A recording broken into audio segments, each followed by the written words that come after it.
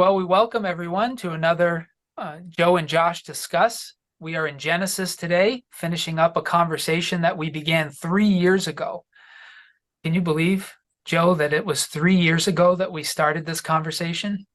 It's amazing how time flies by, but it feels good to be continuing on this venture. Yeah, we're in such a different place. I had said originally that I didn't want to give too many details about our own biographies, just because that's not what this is about. But it is interesting to think that at the time we started this, we were both pastoring together at the same church. And now I am out of the ministry and you are serving in another state. We've a lot of miles between where we started and where we stand right now. And it's been so good to reconnect and to listen to how we are reading these texts now after all these years. Yeah, and all the things that have happened in between, but the opportunities to be able to work on this, I think, is valuable. I'm enjoying it. It's challenging and helping us to finish what we started as well.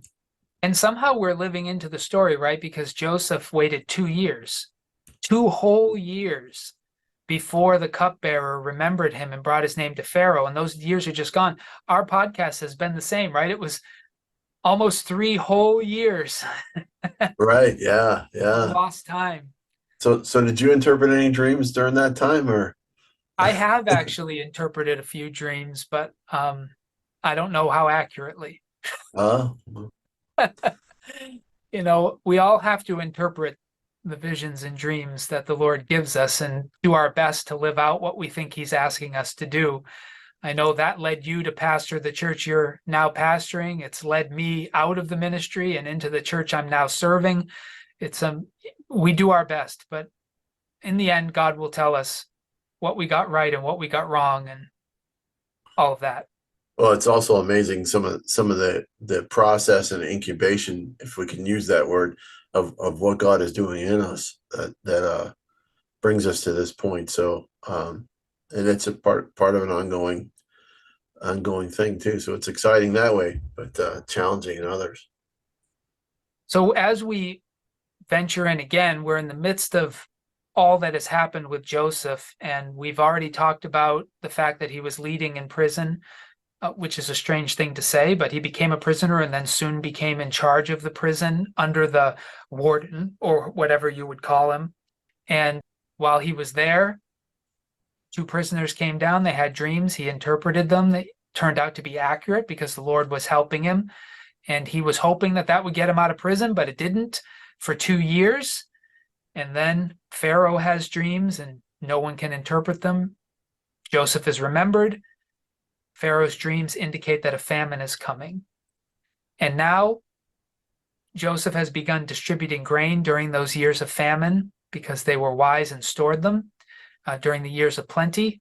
And his own brothers came and got food from him. And that's pretty much where we are in the story. Yeah, right. They're departing. Yes. They're heading back to the homeland with Right. to Canaan with the supplies that they've gotten from Joseph, and there's some conditions in order for them to go. But we'll talk about those a little more. Yeah, we want to remember that Joseph has kept Simeon, one of their brothers, in prison. And he's told them they can't come back unless they bring their youngest brother, Benjamin, with them. They can't come back for any more food. Right. And Benjamin is Joseph's brother by full brother, I would assume, right? Yeah. Is that what you'd say? Right. Full brother, same mother, same father, where the other boys are half brothers. Yes. Yes. Yeah. Two of a kind, or two of one mom, Rachel. Right. Rachel. Yeah. So we should probably begin by just reading chapter 42, verse 26 through the end of the chapter. Sure, we can do that. They loaded their donkeys with the grain and departed. One of them opened his sack to give his donkey some fodder at the lodging place.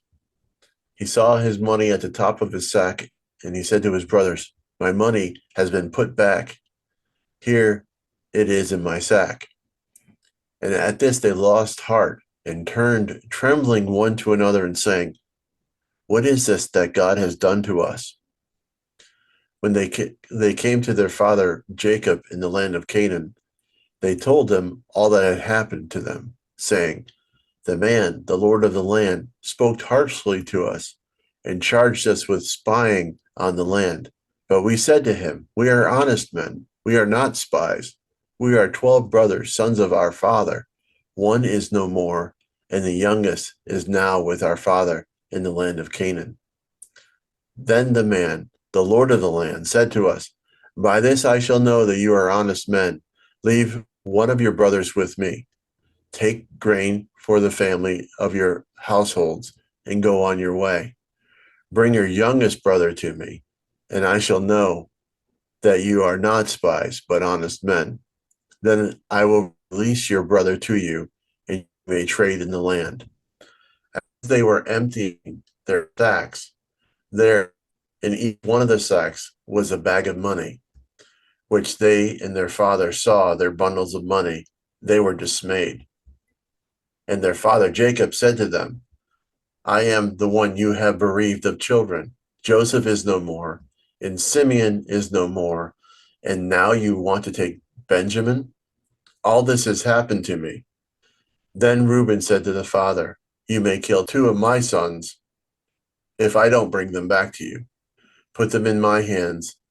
I will bring him back to you. But he said, my son shall not go down with you, for his brother is dead, and he alone is left. If harm should come to him on the journey that you are to make, you would bring down my gray hairs with sorrow to Sheol. Yeah, it's a tough passage. We dealt with some of this at the end of our last discussion, but it's good to revisit it because we did sort of bigger picture things. Like I talked a lot about the interfamily politics, about who was going to inherit what and what might have been at stake with Simeon and some of Jacob's concern that they might be slowly removing rivals to the birthright and the blessing, that he may have had a sense that what he had done to his brother Esau earlier in the story was now being revisited in the lives of his own children. So we talked a little bit about that, but we didn't get into what Joseph is doing here by putting the silver back in their sacks and what exactly he intends here. It creates a panic among them.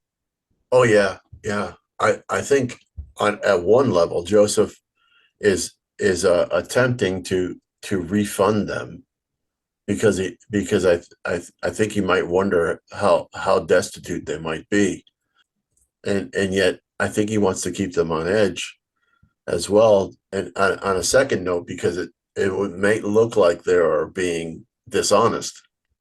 I agree with you. My instinct is to say that he's being generous because this is his family and he wants to give them the grain for free. But the question is, first, does he have the right to do that? And his servant is the one who actually puts the money back in the sacks. So he knows what Joseph has done. And is that going to get back to Pharaoh? How does this play out for Joseph? And did he anticipate how they would respond to finding the silver? Like in his mind, did he think they'll be overjoyed, or did he know they'd be as afraid as they are? Is this psychological warfare, or is this generosity? Or maybe you're saying it's both. Yeah, it's I think a little bit of both is what I'm trying to indicate. Because he knows that if they aren't honest, and if you read chapter 43, you'll find out more about the story. There's a degree of testing. He's testing them. You know, everything that they've said so far is true. They've said as much as they know. At least that's what they're presenting, and we know because we know the story. As far as their honesty, they're pretty much impeccable as far as what they're telling the story to their father, amazingly, to the Yeah. father as well as to Joseph. Make them Yeah, I return. like what you're saying that he's testing them. And I've often asked myself, what is he testing? One of the things I suggested before was in choosing Simeon, Joseph may have believed that Jacob had two wives, Rachel and Leah.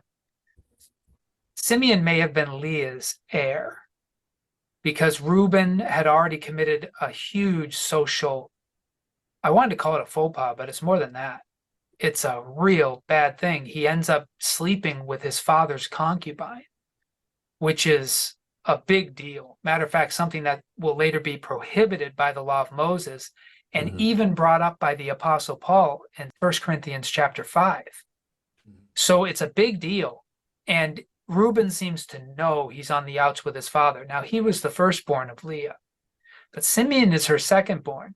And Joseph may not have, because he was a kid when he left, he may not have put together all the pieces of what's happened with Simeon and Levi to disqualify them for the blessing or the birthright. He may have thought he was testing whether they would sacrifice the heir the way they did with him, who was the firstborn of Rachel.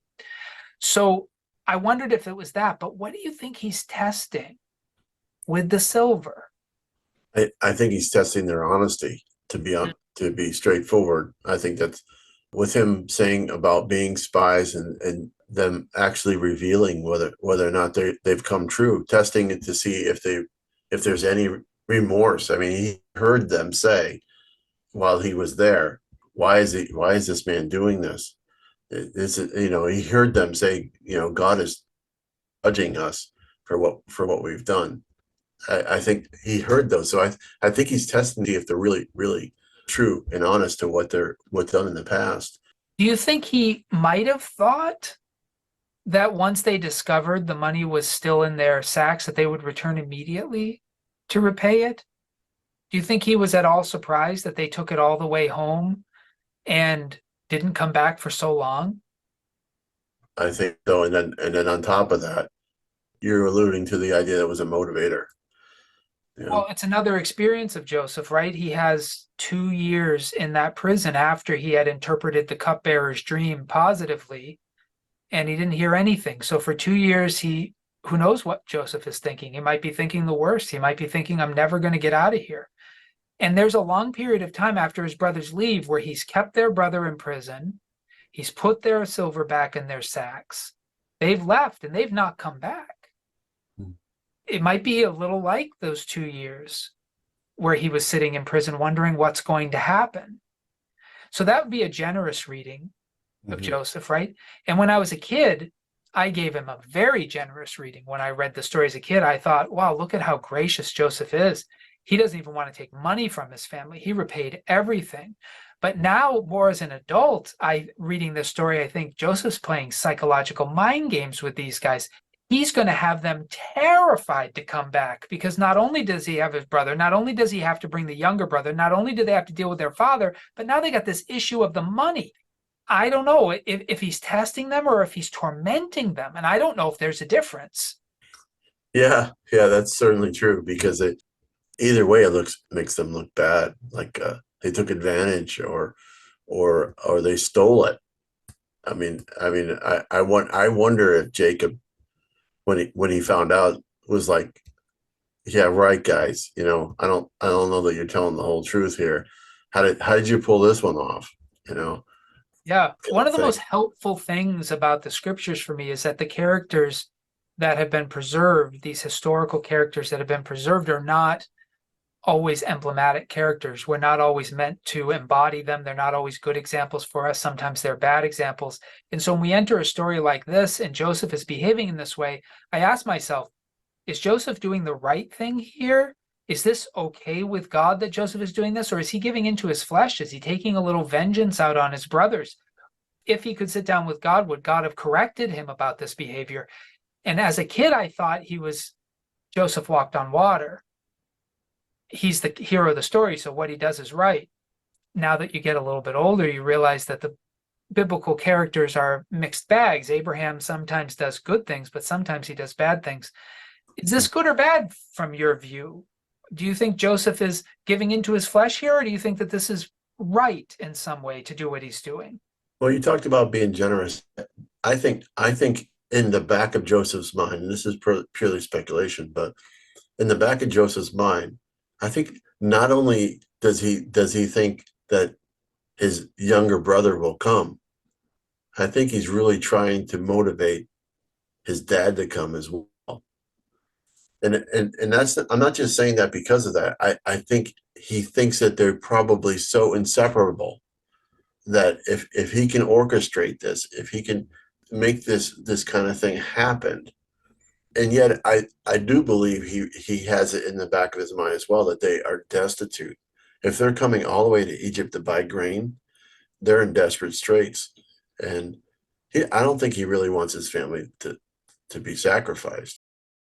I feel like he's being somewhat selfish because the price he's asking them to pay, which is to bring Benjamin back, they've already sort of indicated, or at least they will more clearly soon, that that will just break Jacob. But Joseph seems to not care. I don't know if he was being totally selfless and he had no fear at all, you'd think he would just go to Canaan and reveal himself to his father. Is he testing the waters to see if his brothers are safe, whether he can trust them? Does he wonder if his father is safe? Does he wonder if Benjamin's alive? I think there's a lot of fear motivating this. So I guess I wouldn't say he's doing evil, but I have a hard time being entirely charitable. I think he's being very cautious and Yeah, very careful. I think so. And part there's probably some people are thinking, well, how much has he actually calculated this whole situation? Because we are amazed. I think we said it last time. We are amazed that he was there when his brothers came in, Yeah. as if he might have been looking for them or aware of it. So there is a dimension too that we haven't discussed yet or mentioned yet, that maybe God did reveal this to him that they were coming. We have so many questions about how Joseph knows what God is saying to him, how he knew he could interpret the cupbearers and the baker's dreams, how he knew he could interpret Pharaoh's dreams. We're just not told. Did God tell him? Did he just have this internal sense that he could do it?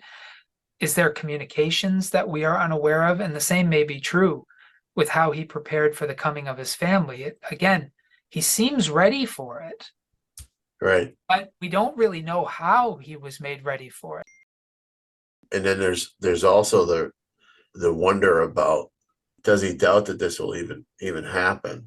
Those are question marks we don't really know about either. I want to make sure that we end this part of our discussion thinking about Reuben's offer. And I suggested that a good thing, which we'll be able to do this week, I think, is compare Yeah. his offer with Judah's offer and distinguish the two and see why Jacob accepted Judah's offer, but he totally dismisses Reuben's offer. But at this point, we've read Reuben's offer again. Reuben said, "You may kill my two sons if I do not bring him back to you. Put him in my hands, and I will bring him back to you." And Jacob says, "No way." At this point of the story, do you think he rejects that because he doesn't trust Reuben or because he doesn't like Reuben's offer? Do you have any instincts as to why Jacob said no? It's just stretching because the sons maybe from that experience. Oh, yeah. Where do Reuben's children come from? Is it from the concubine or is it from a wife? It is hard to know, right? I don't know if we find that out later on when we get the list of the tribes at the end of the book. I guess that'll be a question. And then the other comment would be, has Reuben begun to set himself as the new Jacob prematurely by taking the concubine, and then the issue of the very fact that his two sons, he's actually forcing his dad to eliminate his two sons. That isn't that like putting lemon in the cut of Jacob's Yeah. Yeah. Until you situation. started saying this, I hadn't thought about it, but I think there is a subtle chastisement, right? You won't let us go back and get food because you're afraid of losing your son. But I would be willing to lose both my sons to see us survive. That's a veiled criticism, isn't it? Oh yeah, yeah. It's Yeah, that it's doesn't work. You're not going to motivate Jacob by shame. yeah. Well, it's all almost an indictment on Jacob, saying I'm better than you because I'll offer two of my sons if I don't do what I say. Right. And Yeah, I think I agree with you. I think maybe that's what turns Jacob's face. Some people might be motivated by something like that. They might feel shamed and then condescend to it, but not Jacob. Yeah. Yeah. It's He a, remains resolute. And we, of course, know Jacob is one who has been through so much in his life that his kids probably don't even appreciate. This kind of manipulation is not going to work with him. He yeah. knows the grief of losing one son. He's not going to risk another one. Well, it almost sounds too painful to hear too, that to offer that it would be like you're going to sacrifice your kids to be at your word, to do what word. It doesn't sound like, I mean, Jacob would if it all fell out and Jacob were to take those two sons and kill them, that would be like sacrifice. It would be aborting two lives because you didn't play out the whatever the Right. Yeah. circumstance. Reuben's penalty, which he chooses for himself, is the sacrifice of the future of his lineage. Right. That which would have to occur at the hand of Jacob. He does. It's a very strange offer. That's why I wanted to pause with it. Not surprising that Jacob refused it. But Yeah, I have a sense that there is a bit of an indictment. You asked, is Reuben putting himself as head of the family? And he might be suggesting that he's more willing to sacrifice than Jacob is. yeah, I agree. I agree. Yeah. That's what it And who looks knows? like. There's a lot of jockeying for power among the sons of Jacob. And up until this point in the story, only one son has ever inherited the birthright and the blessing. It's never been divided among the children to this point. Abraham gave it to Isaac, not to Ishmael or the other children. Isaac gave it to Jacob, not to Esau. And Jacob now has to decide which of his children, and he was clearly going to give it to Joseph. That Mhm. was the reason for the ornamented coat, and they all knew it. That's one of the reasons they got rid of him. And now Reuben, now that Joseph is gone, it's all fair play again, and they're all jockeying all over again. Right. Right. Now, help me to clarify because I sometimes get it confused. Now, was Reuben not willing to actually kill Joseph? Was he the one who recommended selling He him? was the one who said, let's put him in the cistern. And then the scriptures tell us that he secretly hoped to come back under cover of night and rescue him and bring him back to his father. So again, that sounds to me like someone who wants to ingratiate themselves to their dad Mm-hmm. and to save his brother. I'm not saying he didn't have any care for Joseph, but I think at that point, Reuben is also on the outs with his father because of his bad decisions. And then you brought up the aspect of Judah in comparison. Is Judah the one who said, "Let's not kill him, but sell him into slavery"? Yeah. Yeah, that's Judah. So Judah and Reuben are the two vocal ones, and they're going to be vocal here also. Judah's going to have a condition. Okay, I just wanted to make sure we were that I was clear because I can get things confused sometimes. Oh, that's right. It's Reuben and Judah. And Simeon and Levi, even though Joseph seems to think Simeon is an important one in this whole order of succession thing, we know that Simeon and Levi would be risky for Jacob to give the birthright and blessing because they made themselves a stench to the people of the land by slaughtering the city of Shechem. So they would be a bad diplomatic choice, either of them. And Right, Jacob has distanced himself. So really in the line of Leah, Judah is the leading candidate. And then of course there's Benjamin in the line of, because Jacob doesn't know Joseph is alive. right, right, But right. Reuben seems to be wanting to get himself back into that game somehow.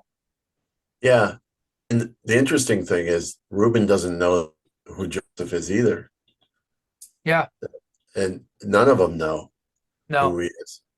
Yeah, they don't know Joseph's back on the table. Yeah, Yeah. They as far as they know, he's gone forever. and then in verse 36, it in the NIV it's translated differently.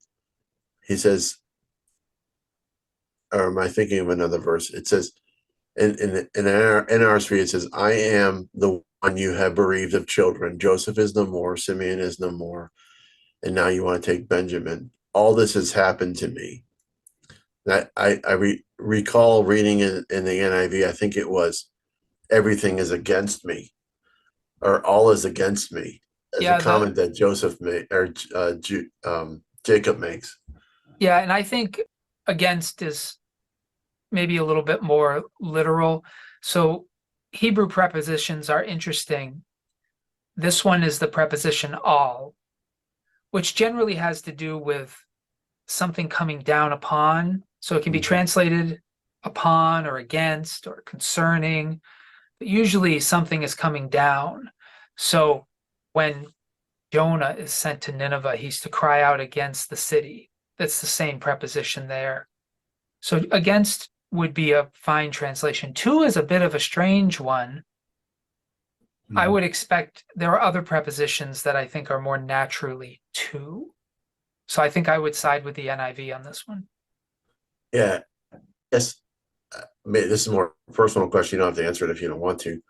But I've felt at times where it seems like everything is against me, and identify and think about this passage of Jacob saying that, oh, it seems like everything is against me right now. Could anything be going right? Going right? And that's just maybe for some people that just like they don't identify with that or ever heard that Yeah, before. maybe But some people have always had the stars align, as they say, or they've always walked through the waters unscathed. I've met a few of those people and thank the Lord for them. I'm glad that they haven't suffered. But you and I have both been in places where we feel like Jacob has felt, like everything is stacked against us. Like we can't win for losing was the old saying I used to hear in New England. I don't know if they say it in other places. Can't yeah, win for losing. And that's what right. Jacob is saying. And I'm sure it's genuine.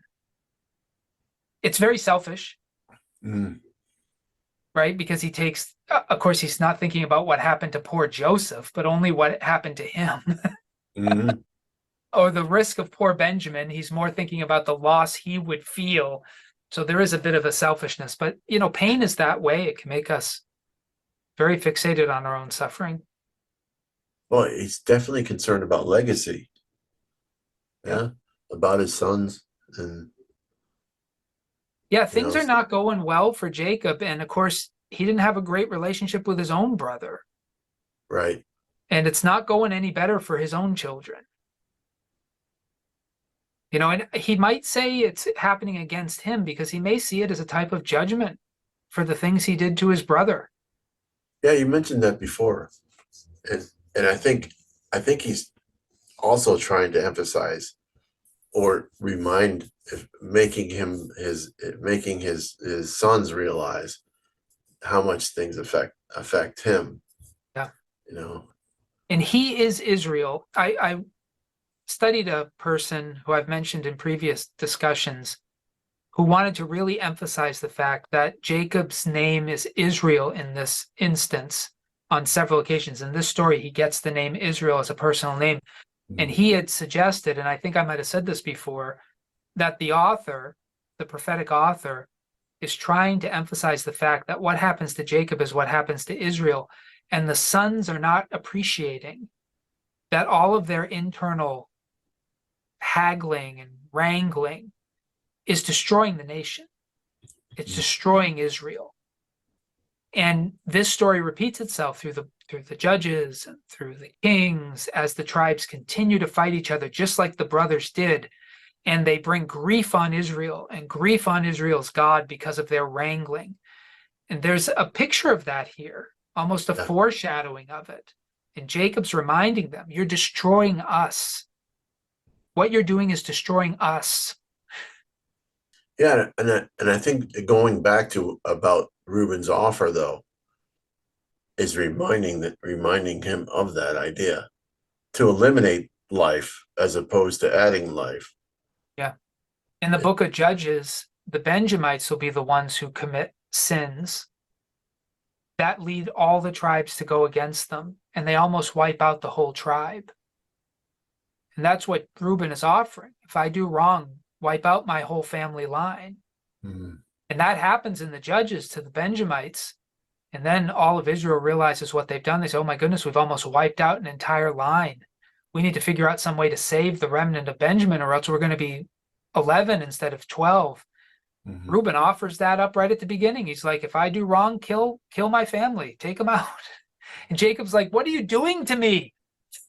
Yeah. More, I need more, not less. More, not less. That's why I It never. is crazy how this history repeats itself throughout the rest of the First Testament, but in much bigger and more corporate, tribal playing out. But the same wrangling happens. There's battles between the Reubenites and the Ephraimites and the people of Judah and the people of Benjamin and the people of Manasseh. They're all battling just like these brothers, you know. Hmm. Well, should we move into chapter 43 here? Maybe we Yeah, well, do. let's do the first 10 verses or so. Okay. All right. Now the famine was severe in the land, and when they, Jacob and his sons, and all the people who work for them, had eaten up the grain that they had brought from Egypt, their father said to them, go again, buy us a little more food. But Judah said to him, so this is Judah, the man solemnly warned us, saying, you shall not see my face unless your brother is with you. If you will send our brother with us, that's Benjamin he's talking about, we Mm. will go down and buy you food. But if you will not send him, we will not go down. For the man said to us, you shall not see my face unless your brother is with you. Israel said, why did you treat me so badly as to tell the man that you had another brother? They replied, the man questioned us carefully about ourselves and our kindred, saying, is your father still alive? Have you another brother? Now that's new information. Mm. We'll get back to that. Do you remember reading those questions being posed to them? I remember him asking if the father was alive. Did he ask him if he had another brother? Uh, We'll have to go back. I don't think so. I don't recall that. I What thought we they. told him was an answer to these questions. Could we in any way know that he would say, bring your brother down? Then Judah said to his father, Israel, send the boy with me, and let us be on our way, so that we may live and not die, you and we and also our little ones. I myself will be surety for him. You can hold me accountable for him. If I do not bring him back to you and set him before you, then let me bear the blame forever. If we had not delayed, we would now have returned twice. Right. Then their father Israel said to them, if it must be so, then do this. So I Right. just wanted to make sure we got his response. He says yes to what Judah says. Right. Right. So I don't know how you want to enter into this, but I've already suggested one thing we need to deal with is the difference between what Judah offers and what Reuben offers. And is there a reason Hmm. that Jacob found one more acceptable than the other? Yeah, I have some initial thoughts, but going back to what you're asking about, how he would know, how Joseph would know that. Is that what you mean? Did the text narrate Joseph asking the question, have you another brother? Well, when he said they were spies back in 42, Yeah. he says, you are spies, you have come to see the nakedness of the land. This is verse 10. No, my lord, your servants have come to buy food. 11, we are sons of one man. We are honest men. Your servants are have never been spies. And then he says, no, again. Then verse 13, he says, we are your servants, our 12 brothers, the son of a certain man in the land of Canaan. The youngest, however, is now with our father, and one is no more. Yeah, that's what I'm referring to. So Judah, when he tells the story to his father, suggests that they only volunteered the information about Benjamin because Joseph directly asked them if they had another brother. But when we originally read the tale, they just gushed that information to Joseph. He didn't ask Right, any questions. So is right. Judah lying, or is he revealing more detail of what actually happened? I tend to feel like he is trying to cushion the story. I think, yeah. I mean, he's not overtly lying, but uh, it sure seems like it. If the initial story that we read is detailed enough, Mhm. Judah has definitely patted the lily, as we say. He has made it sound like they were a little less culpable for giving this information than the story made it sound like they were. Remember, we Yeah. asked, why are they gushing this information? Why are they telling him all this? But to be generous to Judah, maybe there was more to the story. Maybe it was summarized earlier. Maybe the prophetic author of Genesis has held this information back, so we didn't know it until now. Hmm. What do you think? I mean, it's possible he's lying and trying to give a generous interpretation of history that'll make his father less upset with him. We know children do that, and Well, adults. yeah, it would certainly be less convincing to say, "Oh, we offered the information." I mean, because he says that. Why did you tell him? you know. Oh We well, asked the same question. yeah, yeah. Why did you go ahead and tell him? You're making it harder for me. Yeah, but I think that I picture them shaking in their boots before Joseph. Is this honestly how Judah remembers it? Was it such a stressful experience that the way he recollected it was that this was pride out of him? You know, what Yeah, really yeah. happened and what we experience are not always the same. Right. Yeah. Right. So they might have felt more pressure than actually was being delivered. But then at the same time, Joseph recognized them, and we know that Joseph is concerned about his father and he is concerned about his brother. So it does not strain credulity to imagine that he pushed them until he got the answers he wanted. Hmm. So that makes Judah's story believable.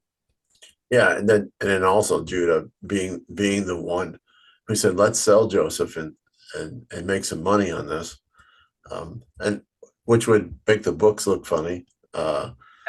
um, before Dad. But the realization they knew when they were being questioned. It says that, doesn't it? They said, why is this happening to us? What is God doing?" They're kept in prison for a period of time. They're held for a number of days. So there might have been a lot of interviews. Oh yeah, a lot of each other going at each other. Well, you're the one who said sell him, and I mean they don't even know it's Joseph, but they believe that they're being judged. Yeah. And the significance of Judah being the one to try to negotiate with Jacob makes some sense because even though Joseph wasn't privy to all this, Jacob knows who the true rivals for the blessing and the birthright are. He knows that Reuben's disqualified himself. He's not even considering Simeon and Levi.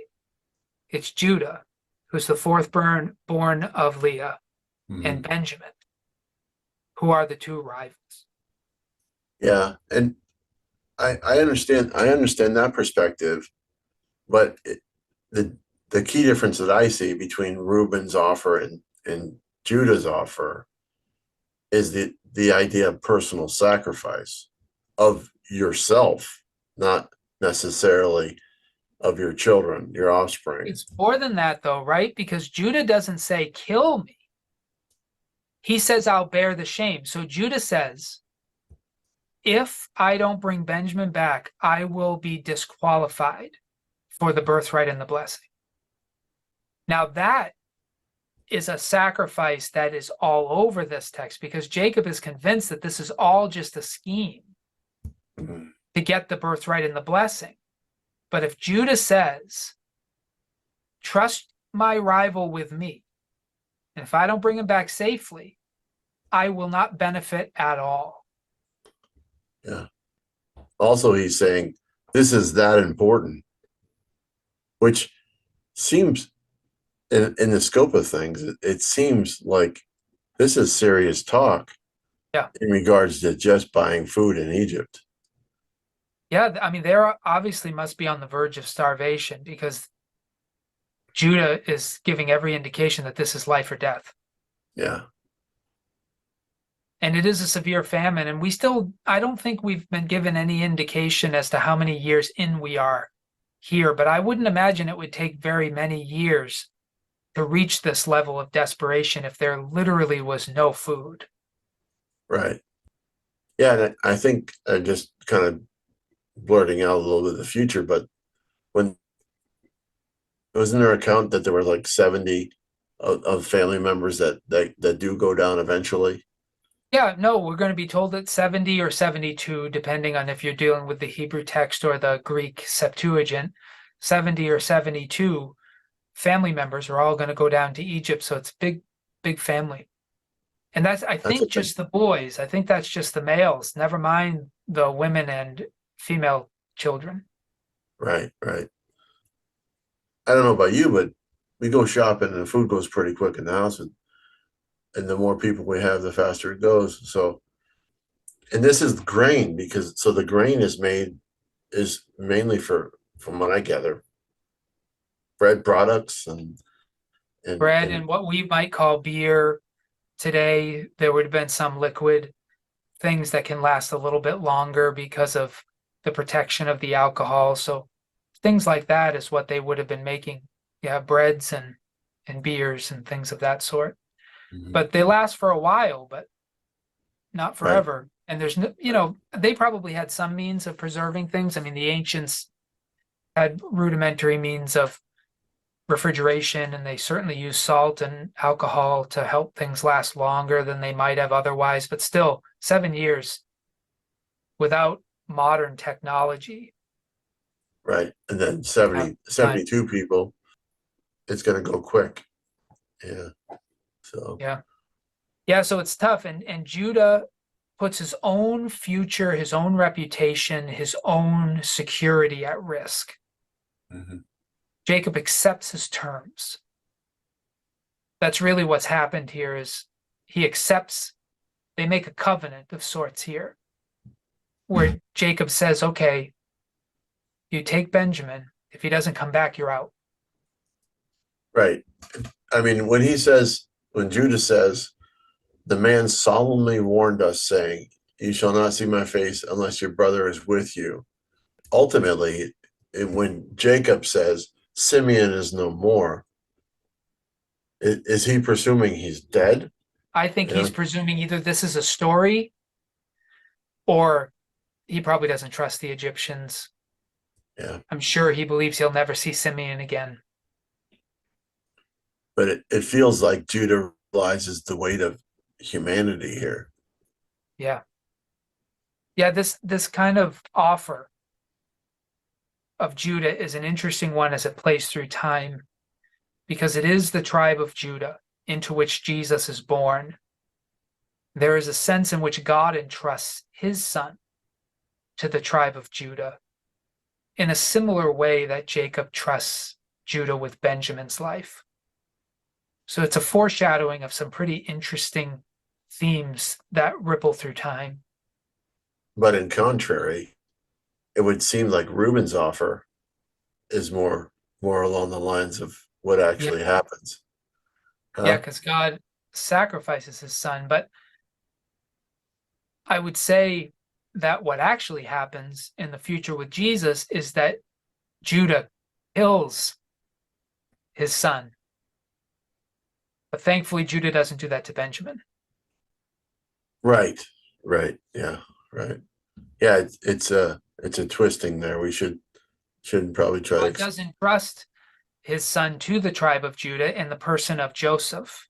Mhm, Joseph does care for him, mhm, the rest of the tribe, because remember, by that time, we're calling the people Jewish mhm, because the tribe of Judah, along with a remnant of Levi and a little bit of the tribe of Benjamin, it's mostly only Judah left. mhm, So in the days of Jesus, almost all the people left are from the tribe of Judah. That's why they're called Jewish. The mhm, other 10 tribes had been, for the most part, lost. mhm. So in the days of Jesus, it's all Judah. Right. Right. The Apostle Paul was of the tribe of Benjamin, so some Benjamites survived, which is not surprising since they lived on the border of Judah when all the bad things happened in the history of the northern tribes. And of course, the Levites were spread through all the tribes, so some Levites survived within the tribe of Judah. And interestingly, the tribe of Simeon was allotted a few cities within the tribe of Judah and didn't have much of a tribal allotment, but that Mhm. ended up being grace because they were spared. So Simeon survived as well. But most everybody was Judah. Right. Right. And the name Jewish today comes from the tribe of Judah. Yeah. So these, you read these stories about these brothers and you realize just how significant they all are because they're the heads of all these tribes that end up becoming pivotal through the rest of the history. Right. Yeah. The conflict between Judah and Joseph, which this whole thing started, right? It was Judah's idea to send him into slavery. Right. That battle actually is lifelong because the southern tribe becomes the tribe of Judah. The northern tribe is led by the tribes of Ephraim and Manasseh, who are Mm. Joseph's children. So all of Israelite history could be depicted as a battle between Judah and Joseph. Mm. And here we have Judah willing to sacrifice himself for Joseph's brother. Mm-hmm. That's a big deal. It won't It happen is. that much in history. Right. Right. It's a big deal when it happens here. And it's a message, right? It is. It is a message. So Jacob agrees to these terms and he wants to send a whole bunch of food, which is interesting, right? Are you surprised that during this famine they have balm and honey and gum and resin and pistachio Right. nuts and Oh yeah. almonds? Like, so they do have food reserves. They're not Right. all out. But Right. what they don't have is Is grain. great. Right. And then he says, take double the money. He wants them to repay the money that was restored. And he says, maybe it was a mistake. Yeah, it So was take it with them and then take your brother. This is a page out of Jacob's book, right? Do you remember when he was going to confront Esau? He did something similar. He sent a Mm. lot of offerings ahead of him.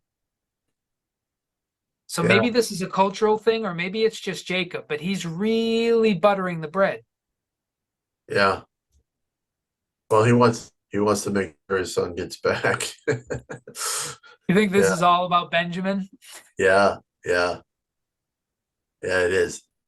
And probably at this point, I don't think he's really concerned about any of them coming back, but Benjamin. Right. So he really, and during a famine, these are some significant sacrifices of staples, foods that last, Yeah. because honey never spoils. Gum and resin are pretty long lasting, and nuts, as we know, can last a long time. So these are pretty good staples. He's sending a lot of canned food when there's nothing fresh anymore. Right. Yeah, but these are good commodities. That Right. bargaining probably Yeah. commodities, And right? just making sure that their return doesn't bring the wrath of this leader in Egypt and maybe compromise the life of Benjamin or the likelihood that they'll come back.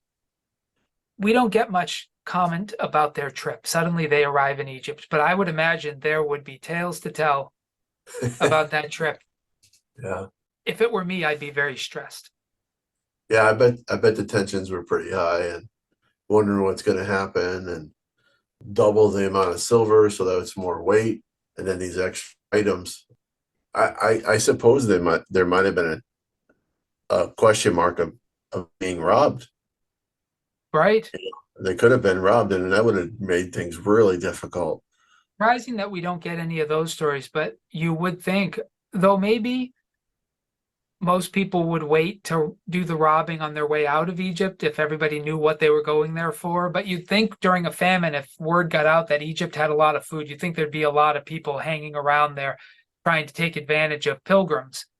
Mhm. Thankfully, we don't hear that, but I'm Yeah. sure they were worried about it.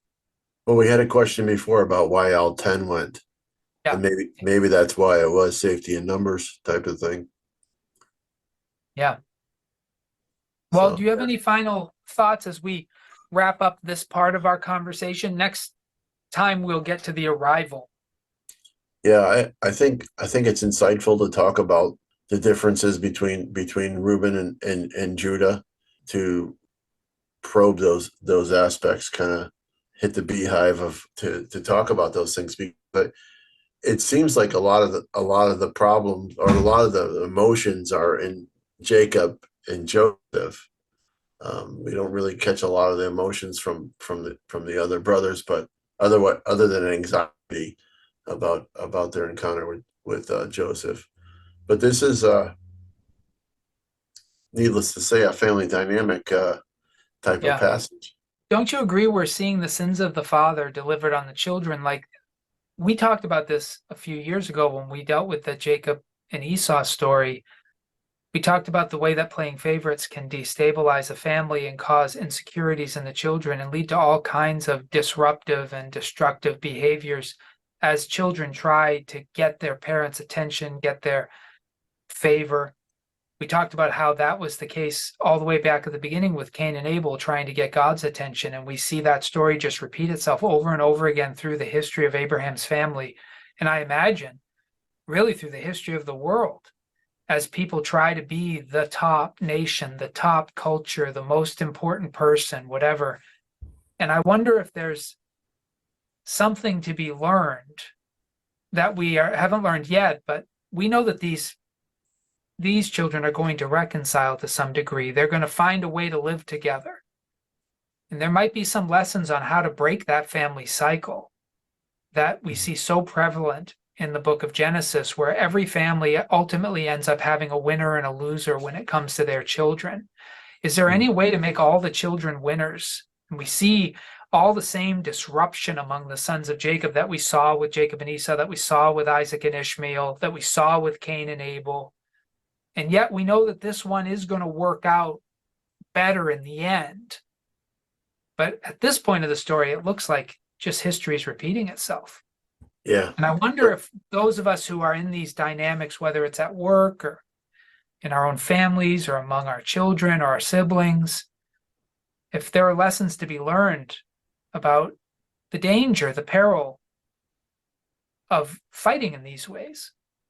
Yeah, I think there are lessons to be learned, and I think probably some theological persuasion spend more time talking about free will as opposed to determinism. And so I think depending on your perspective, you can read into this story or read into those stories that you referred to earlier as more determinative, but we see some action of people in exerting their own will. Yeah. And I think that's pretty vital to the way we look at things too. You know, if we have a choice, if you feel you hear people say they make bad decisions, I didn't have a choice. This is the only choice I had, and it feels like determinism. But in some ways, we have to be able to at least process things and look at there is an element of free will. Yeah. Yeah. Because when people say, I had no other choice, I think what we really mean to say is, I couldn't see any other way to get what I wanted in this situation. Mhm. But oftentimes we don't consider maybe giving up what we want. These sons are fighting for their own future. Mhm. That's why they got rid of Joseph. Joseph was the heir. Jacob was declaring him to be the heir by putting on the ornamental robe, keeping him home, not making him do the common labor. He was treating him like a prince among his brothers already. So they all knew this guy is going to get it all. And that's what led to their jealousy and what initiated this entire story. And those inter-family dynamics are still happening here. Mhm. We need to ask ourselves, if we were in this situation, and maybe we've been in this situation where you're not the top.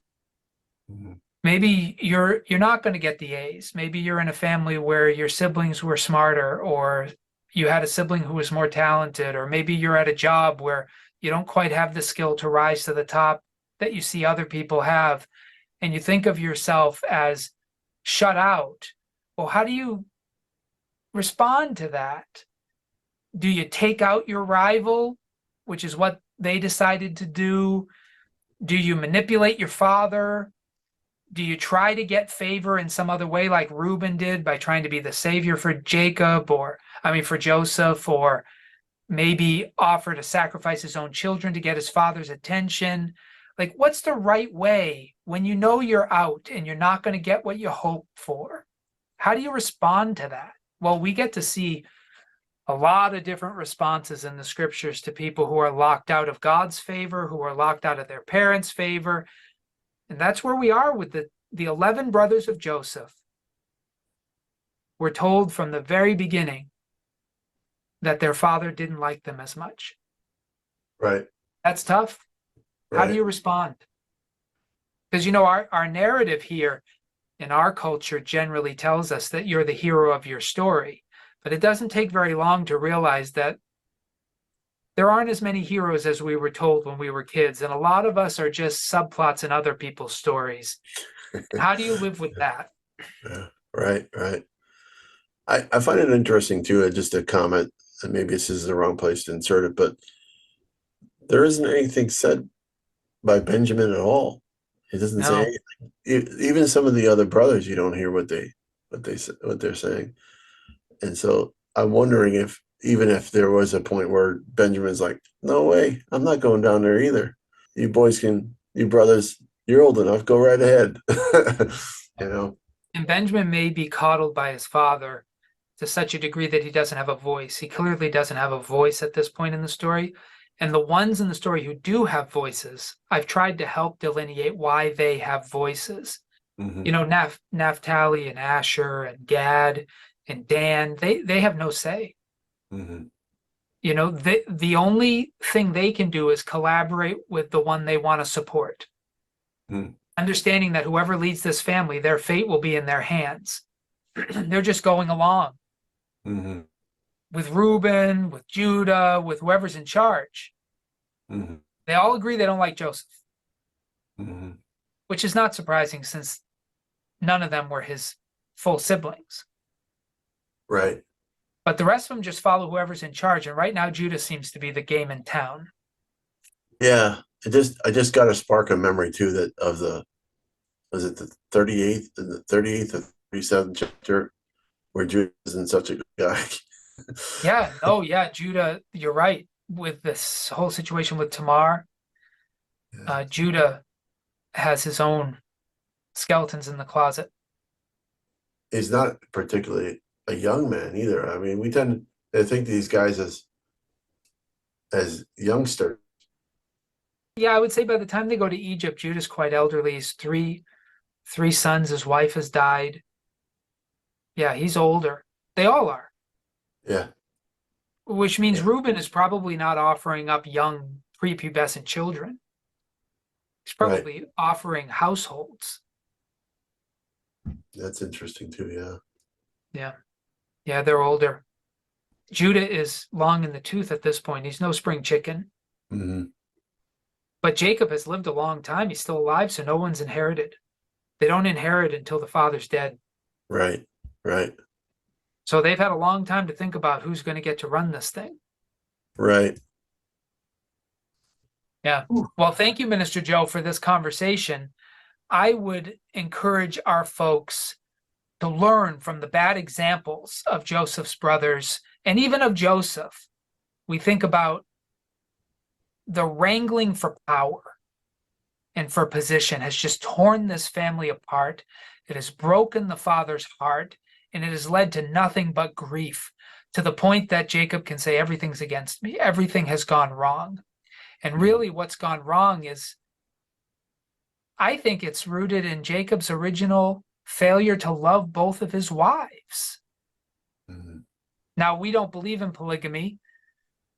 We believe that the scriptures teach that God's ideal was one man and one woman. That's the story of Adam and Eve. But polygamy is allowed for many, many centuries, and only in the New Testament is it prohibited for Christians. And I believe in that prohibition. But at this time, it was an acceptable practice. But you can take an acceptable practice and do it well or do it poorly. And Jacob is a terrible husband. It's just Mm-hmm. terrible. He hoards his love. He cares for one wife more than the other. He shows favoritism to his children. He doesn't even show Leah's children that he even cares about them. He treats them like servants. He sends them to go and collect this grain from Egypt, when we remember that Abraham would never have sent Isaac on a trip like that. He would have sent his servants. Mm-hmm. But Jacob treats his sons like servants. There are so many things could have been done differently. Right. Definitely. And maybe we should learn from that.